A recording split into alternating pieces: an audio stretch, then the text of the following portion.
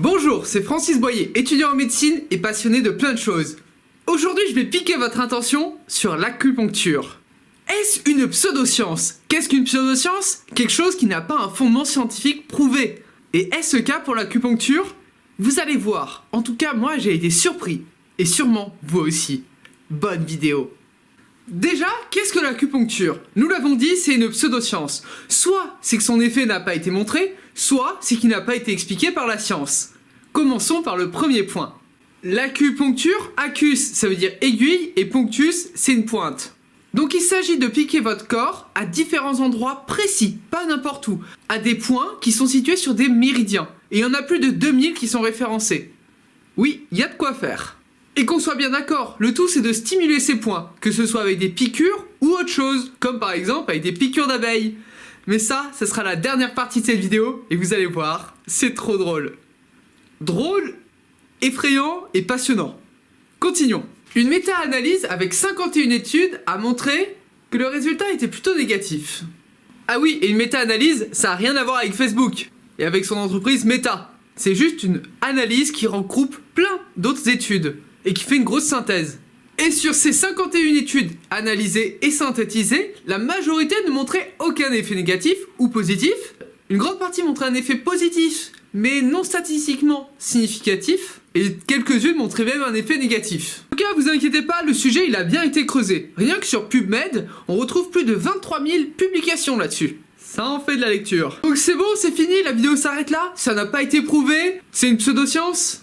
Vous allez voir qu'il y a un sacré rebondissement. Partie 2. Nous avons dit tout à l'heure, nous l'avons dit, c'est une pseudoscience. Soit c'est que son effet n'a pas été montré, soit c'est qu'il n'a pas été expliqué par la science. Donc maintenant, nous allons voir, est-ce que la médecine pourrait réussir à expliquer ses effets? S'il y a vraiment des effets positifs, est-ce que médicalement parlant ou scientifiquement parlant, on est capable de les expliquer? Et vous allez voir que oui. Et d'ailleurs, c'est la partie la plus intéressante et c'est pour ça que j'ai fait cette vidéo. Enfin, la plus intéressante après les abeilles. Mais ça, c'est vraiment pour la fin. Déjà, on a pu montrer que les méridiens que je vous ai parlé tout à l'heure, ils existaient vraiment. Ah ben non, en fait. Celui qui a réussi à montrer qu'ils existaient, eh bien, les études ont été démontées par la suite. Et le premier qui a montré ça, juste après, il sortait un livre qui parlait de l'acupuncture. Livre qui vendait. Là, c'est très intéressant. Ça nous montre déjà que l'acupuncture, est-ce que ça marche ou pas? Ça, c'est une autre question.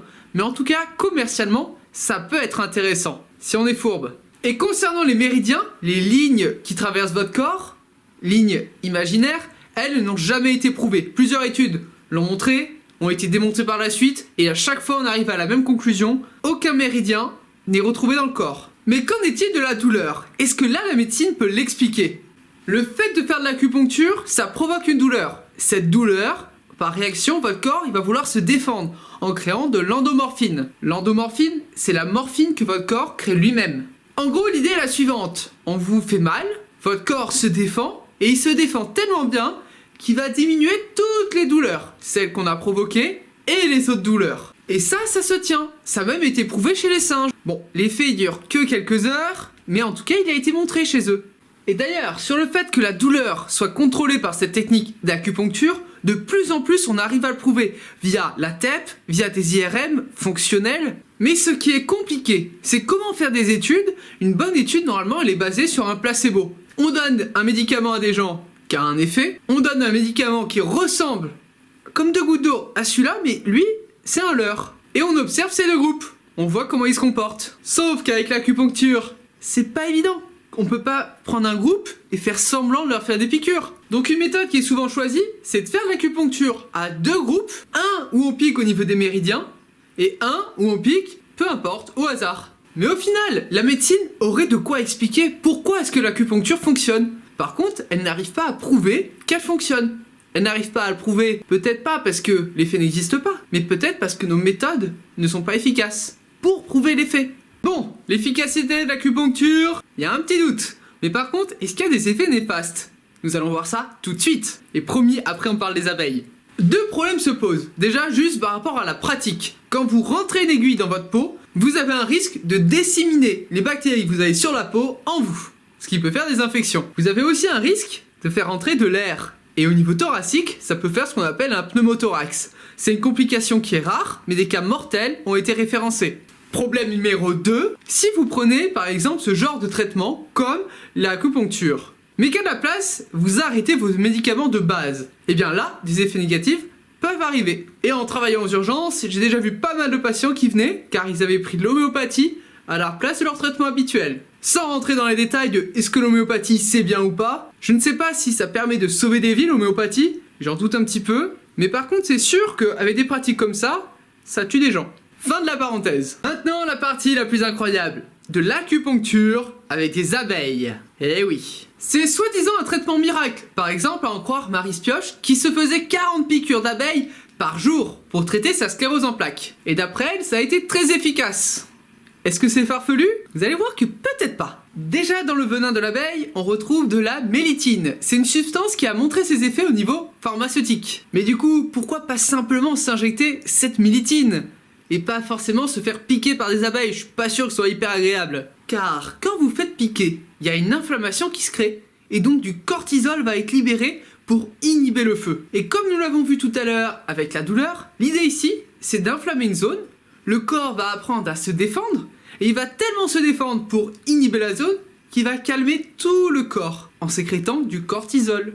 Et donc le fait de se faire piquer, à un endroit, permet que tout le corps après soit éteint. Et le cortisol, il est utilisé en médecine justement pour soigner les pathologies que l'apipuncture, l'acupuncture avec les abeilles, prétend soigner. Un hasard?